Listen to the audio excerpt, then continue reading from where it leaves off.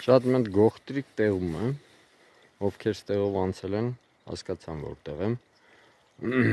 Նոր մեծ երգեր լսում, ես իրա համար եմ ես ձայնագրությունը անում, լրիվ անակնկալ, ասում եմ հայրենիքս ազատ տեսնեմ, նոր մեռնեմ։ Շատերս ժամանակին համաձայն ենք եղել, ես էլ ունես չի, որ հիմա համաձայն չեմ, ոնց ուզում ա թող մտածի այդ մարդը,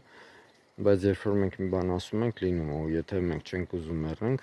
հայրենիքը ոնց որ ազատ չի լինում, այնտենց մի հատ թեզ կա, դուք ինչ կասեք սրա մասին։ Սրանից հետո հարց պատասխանով ենք խոսելու, որ մի քիչ ավելի ինչ լինի,